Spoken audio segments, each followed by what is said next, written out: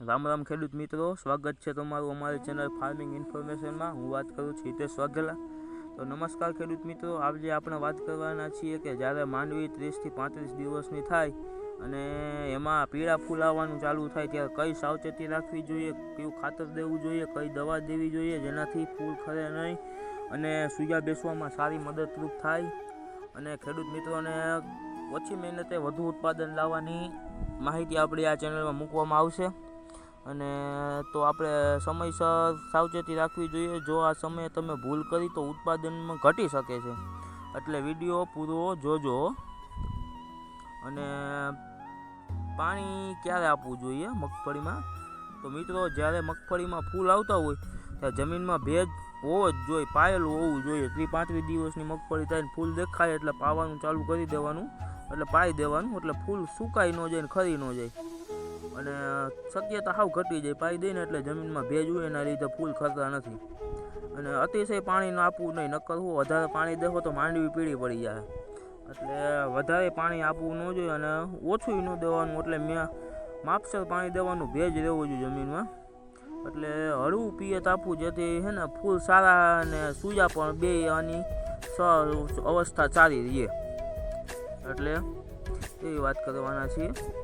અને ખાતર કયું આપવું જોઈએ? તો મિત્રો, આ સમયે આપણે મગફળીમાં છે ને કેલ્શિયમ અને સલ્ફરની ખાસ જરૂર હોય। ફૂલ આવતા હોય ને, ફૂયા બેસતા હોય ને ત્યારે કેલ્શિયમ અને સલ્ફરની ખાસ જરૂર હોય, એટલે જો તમે વાવેતરમાં જીપ્સમ નથી નાખ્યું તો અત્યારે એકર દીઠ 50 થી 100 કિલો જીપ્સમનો ઉપયોગ કરી શકો છો, એટલે આનાથી મગફળીના દાણા ભરાવદાર થાય અને તેલનું પ્રમાણ વધારે આવે અને દાણો આપણે અંદાજો મારીને કે કોથળામાં 45 થી 50 કિલોની ભરતી આવે એટલો વજન નીકળે આમાં, એટલે અને હે ને તેલનું પ્રમાણ વધારે નીકળે અને આયરે અત્યારે ઉનાળુ મગફળીમાં તડકાના લીધે વૈધ થતી ન હોય ને તો વૈધમાંય તમને સારો ફેરફાર બતાવે, એના માટે જીપ્સમ ખાતર વાપરી શકાય। અને બીજું કંઈક ખાતર હોય 052-34 જેવું ખાતર પણ તમે નાખી શકો છો, એ આપણે મંડળીએ મળી જાય 052-34 ખાતર। અને દવા કઈ છાંટવી જોઈએ?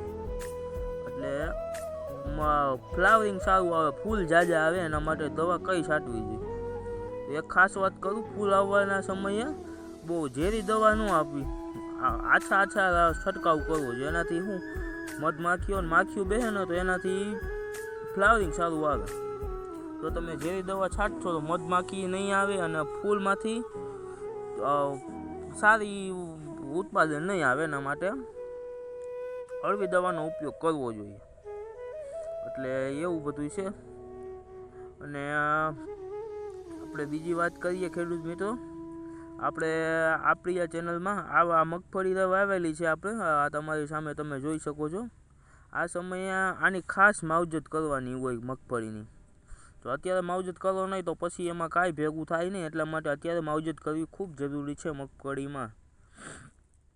અને બીજું વાત કરી મિત્રો, તો તમને આ માહિતી ગમી હોય તો વિડીયોને લાઈક કરજો અને બીજા ખેડૂત ભાઈઓને શેર કરજો, અને હા, આપણી ચેનલને સબસ્ક્રાઈબ કરવાનું ભૂલતા નહીં, જેથી ખેતીને આવી જ સાચી અને સચોટ માહિતી આપણે આ ચેનલમાં મળતી રહે। જય જવાન, જય કિસાન। અને આપણો મિત્ર ઉદ્દેશ્ય એક જ છે કે અત્યારે ભાવ કાંઈ છે નહીં, એટલે ઓછા ખર્ચે વધુ ઉત્પાદન મેળવવાની છે ને ટ્રીક અને ટિપ્સ આપણે આ જુગાડ આપણી આ ચેનલમાં મળતા રહે, એટલે તમે આપણી આ ચેનલને સબસ્ક્રાઈબ કરી લેવાનું ભૂલતા નહીં અને બીજા ખેડૂત મિત્રોને શેર કરવાનું પણ ભૂલતા નહીં, જેથી ખેડૂતને ઓછો ખર્ચે વધુ ઉત્પાદન અને વધુ ફાયદાકારક રહે, એના માટે આપણે આ માહિતી આપીએ છીએ। અને આપણે ચેનલમાં તમે બીજા કોઈની માહિતી જોતી હોય તો તમે કમેન્ટ કરજો, જેથી હું તમને બીજાની માહિતી પણ આપી શકું। તો મિત્રો, હવે આપણી આ ચેનલને તમે સબસ્ક્રાઈબ કરવાનું ભૂલતા નહીં। જય હિન્દ, જય ભારત।